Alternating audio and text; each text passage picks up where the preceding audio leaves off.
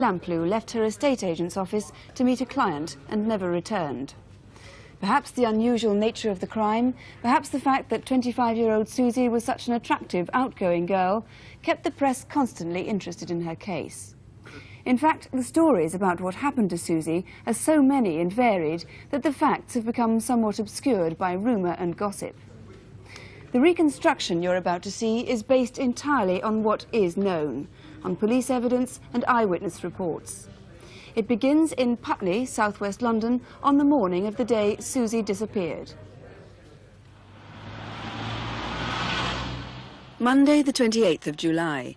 Susanna was getting up in her flat in Disraeli Road in Putney. In the news, the Queen's private secretary has rejected claims by the Sunday Times that there have been differences between the palace and the Prime Minister over Mrs Thatcher's policies. In a letter to this morning's Times, he says the Queen's press secretary Michael Shea did speak to the... Suzy shared her flat with a lodger, Nick Bryant. Hi, Suzy, I'm off. Oh, hi, you're up early. Would you like a cup of tea before you go? I can't. I've got an 8:30 meeting this morning. You going to be in tonight? Yeah, I expect so. I'll see you later. Oh, by the way, have you left the ironing board up?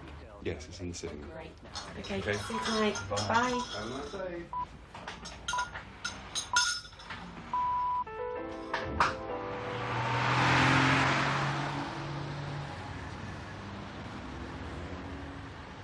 Just after 8:30, Suzy set off for work in her company car. It was only a 10-minute drive from home to her office in the Fulham Road.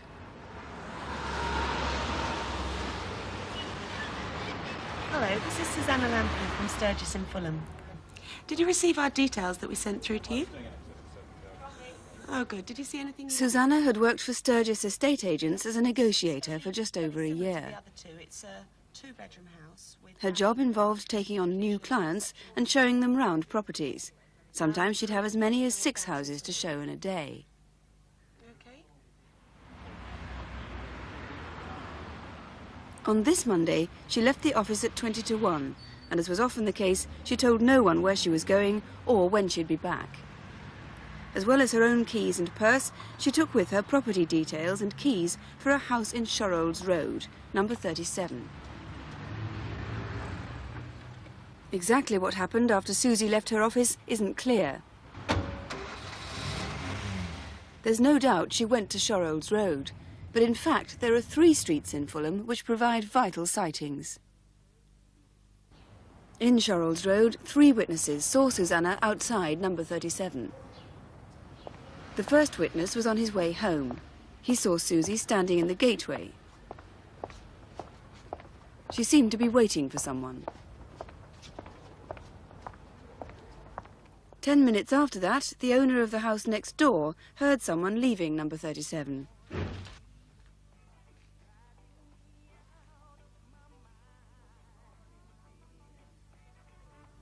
That brief glimpse led to this artist's impression. At about the same time, Nicholas Doyle was on his way to the nearby North End Road market.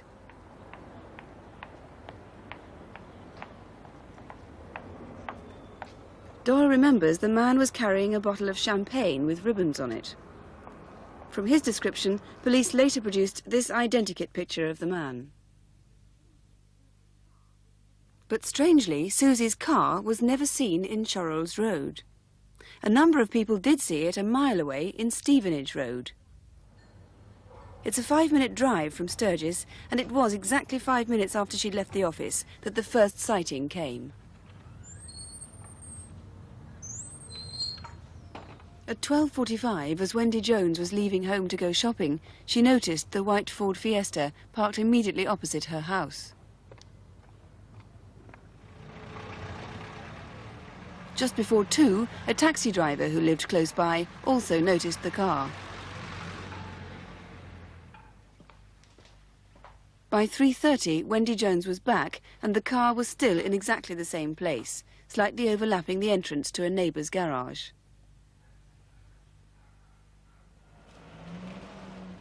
Then at 5:15, the garage owner, Richard Mann, saw it too. Other witnesses remember the car in the same position. It seems it was there all afternoon. But in a third street in Fulham, there's conflicting evidence. A sighting of Suzy and her car. The Fulham Palace Road is about half a mile from Stevenage Road. At about 2:45, Barbara Whitfield, a friend of Susanna's, was cycling to a business appointment. She has no doubt she saw Suzy driving towards her. She waved, but Suzy was talking to her passenger and didn't see her. I'm sure it was Suzy, because I knew her very well. At the time, I was convinced it was her car as well, although it conceivably could be one that was just similar. They're quite common. I didn't get a chance to look at him, because she was turned towards him. And anyway, I was concentrating on her rather than him. By 3:30 that afternoon, Sturgis manager Mark Gurdon and his staff were becoming concerned by Susanna's absence. In her desk diary, they noticed an appointment for 12:45.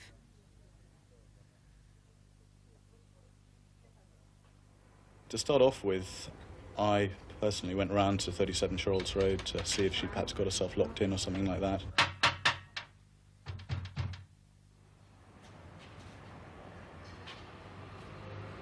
After there was no joy there, we phoned round between us, loaded the local hospitals to see if she'd been involved in an accident with her car or anything like that.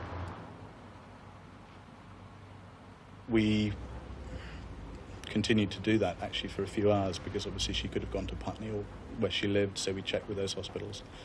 Finally, before actually officially reporting her missing to the police, we phoned her mother just to check to see if she'd gone home. She hadn't gone there, and obviously by that stage we were very concerned and phoned at about 5:30 to the police to report her officially missing.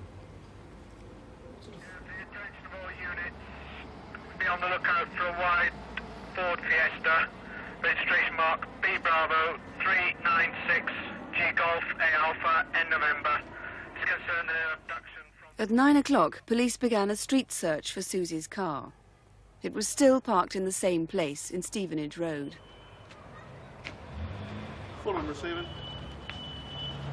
Go ahead. I found this white Ford Fiesta, B Bravo 396 Golf Alpha November in Stevenage Road. Can you inform the CID, please? The driver's door was unlocked and inside was her purse, but neither her own keys nor the keys to 37 Sherolds Road have yet been found. The driving seat was pushed back from Suzy's normal driving position. This picture was taken on Saturday night, just 2 days before she disappeared. Suzy Lamplugh has now been missing for 81 days. Well, Detective Superintendent Carter, one of the strangest things is that, as we can see from the map, she parked her car in Stevenage Road and yet she was going to an appointment in Sherolds Road. Why do you think that was? That is right. It takes exactly 5 minutes from where she parked her car on Stevenage Road to Sherolds Road. And we know that she arrived there, or the car was definitely seen at 12:45. What about the sighting of her, the third sighting at about 2:45 by a friend of hers in the Fulham Palace Road? How do you account for that? Well, Miss Whitfield is the only witness throughout this inquiry who actually knows. So, of course, her sighting has to be taken very seriously. It's a complete mystery. It was the last time she was seen alive, too. That is the last time, yes. What about the keys to 37 Sherolds Road and the property details? They've never been found, have they? No, when she left the company, she took keys to the property of number 37 on this distinctive yellow fob. We still haven't found that. So perhaps somebody might have seen that. Could we have your description again of the man that Mr. Doyle saw? I gather you're much happier with the description you got from him than perhaps the one that got more publicity of Mr. Kipper earlier on. Yes, we're looking for a type. I'm asking that people look for a type. He's aged 25 to 30. He has a dark complexion and we believe probably a broken nose.